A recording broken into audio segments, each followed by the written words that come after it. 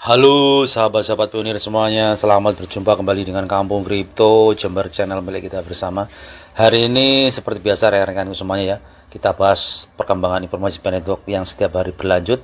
Semoga hari ini dan seterusnya sampai Pi Network ini sukses, kita selalu diberikan kesehatan, rahmat, berkah oleh Yang Kuasa sampai di titik yang kita harapkan selesai rekan-rekan. Amin. Dan untuk informasi yang kita bahas hari ini adalah dari tweetan Kortim ya. Langsung di sini ada tweetan dari Kortim, isinya apa dan nanti tanggapannya dari pionir-pionir yang ada di seluruh dunia itu kita juga bahas di sini rekan-rekan. Kita translate dulu. Isinya adalah kita baca bersama ya. Periode belanja Pivot sedang berlangsung. Bergabunglah sekarang sebelum acara berakhir pada hari Jumat 21 Maret 2025. Rasakan Pivot pertama setelah Open Network dengan dukungan penuh konektivitas eksternal dengan berbelanja di toko dan bisnis lokal Anda yang menerima Pi. Temukan bisnis lokal tersebut melalui aplikasi Map of Pi di Pi Browser. Saat ini lebih dari 100.000 penjual terdaftar, termasuk 51.000 plus penjual aktif ada di Map of Pi, menunggu Anda untuk menemukan dan merasakannya. Bagikan pengalaman belanja lokal Pi Anda di saluran Pivot di Fairset Forum. Kunjungi layar beranda aplikasi penambangan Pi untuk berpartisipasi dan mempelajari lebih lanjut. Ini statement dari Kortim yang kita baca beberapa saat yang lalu rekan-rekan ya. Dan di sini banyak ragam tanggapan ya untuk Kortim, di mana ada yang positif, ada yang negatif rekan-rekan. Kita baca satu demi satu biar lebih jelas.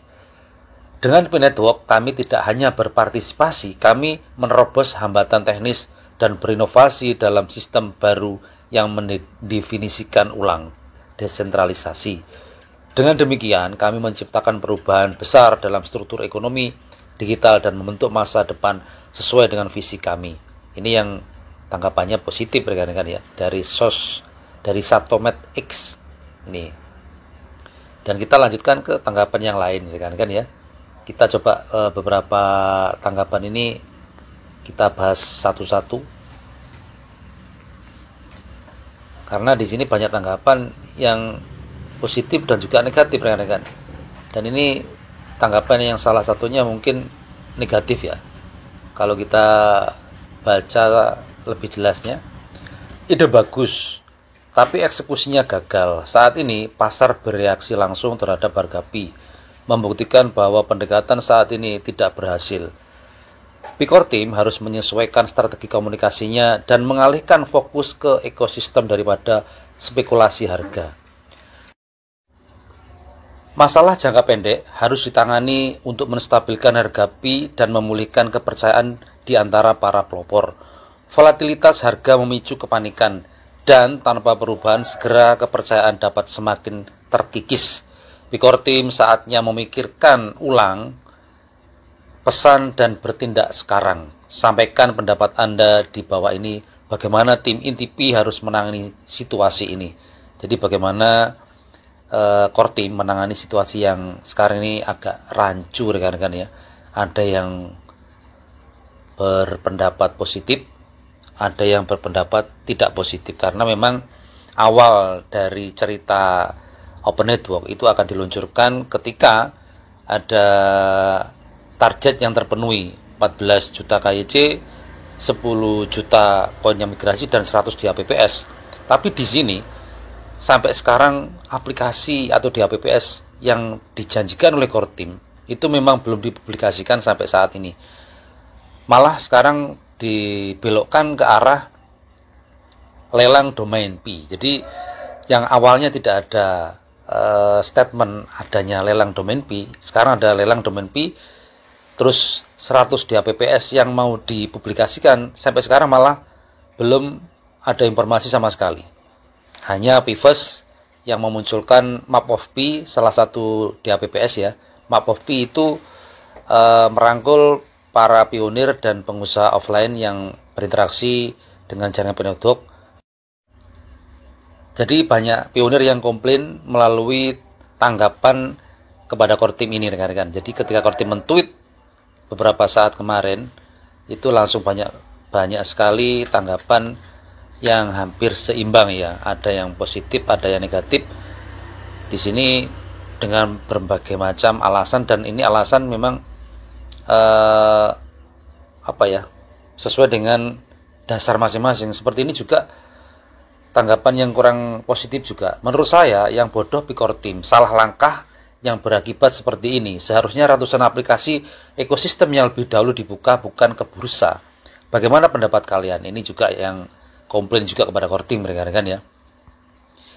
Jadi memang harusnya di APPS yang 100 itu dipublikasikan dulu. Terus ini lagi kita baca ya.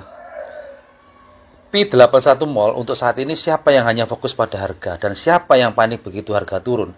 Anda tidak punya apapun untuk dikatakan kepada Pikortim. Biarkan mereka bekerja dan bersabar, harganya turun. Jadi apa? Itulah pasar kawan. Apakah menurutmu harga hanya bisa naik dan tidak akan pernah turun? Tetap fokus kawan. BTC, Ethereum, XRP, dan banyak lainnya semuanya memiliki awal yang sulit dan skeptis. Anda harus menunggu dan bersabar. Itu bisa terjadi dalam 6 bulan, 1 tahun, 2 tahun. Hal konkret terbaik terjadi seiring berjalannya waktu. Percayai prosesnya. Ini. Nah, untuk tanggapan yang ini ada positif, ada negatifnya di tengah-tengah ya.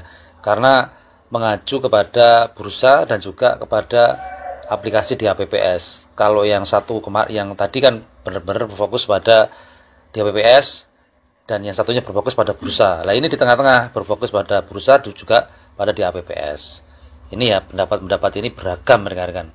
Banyak ragamnya, dan memang itu beralasan semuanya. Beralasan dan punya alasan masing-masing. Ini lagi ya, kami para pelopor menuai hasil dari kegagalan Kortim yang berumur pendek. Pernahkah Anda melihat berapa harga B yang telah mencapai harga tertinggi di bursa saham? Ini juga yang kurang sepaham dengan keputusan Kortim ya. Itu beralasan lah mereka menggunakan itu. Pikortim menggunakan strategi GCV untuk menjual 6 miliar koin Pi. Pikortim sudah kenyang, sementara para pionir yang mengunci koin mereka menjadi pemandu sorak yang membuat keributan CEO Bibit. Benar, ini juga fokus pada bursa. Jadi banyak yang fokus kepada bursa, hampir seimbang ya. Ada yang fokus pada bursa, ada yang fokus pada aplikasi di APPS.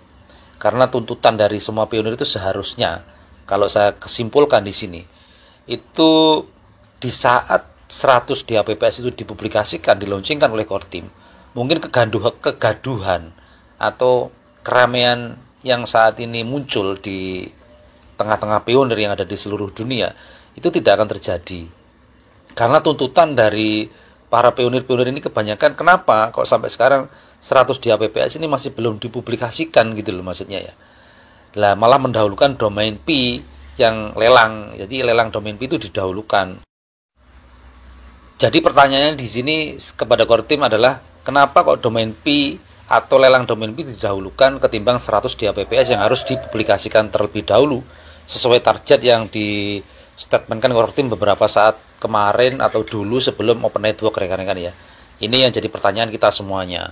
Harusnya kan mendahulukan 100 di APPS itu dulu, baru yang lain. Nah ini kan Kortim malah mendahulukan lelang domain Pi, sedangkan di APPS masih belum ada kepastian kapan dipublikasikan.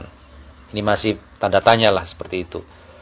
Itu yang membuat kegaduhan semua pionir yang ada di seluruh dunia, akhirnya berimbas kepada nilai yang tidak pasti, baik itu secara online atau secara offline ya. Kalau online kan jelas di bursa, kalau offline yang jelas peer-to-peer atau di PIVES yang saat ini sedang berlangsung dan akan berakhir esok hari rekan-rekan. Seperti itu. Kita berdoa saja ya, semoga Kortim secepatnya memberikan statement kapan ini 100 di APPS akan dipublikasikan, seperti itu rekan-rekan ya. Kita bersabar sementara sambil menunggu statement dari Kortim yang mudah-mudahan secepatnya akan kita terima untuk kepastian 100 di APPS yang kapan akan diturunkan, dipublikasikan kepada kita semuanya.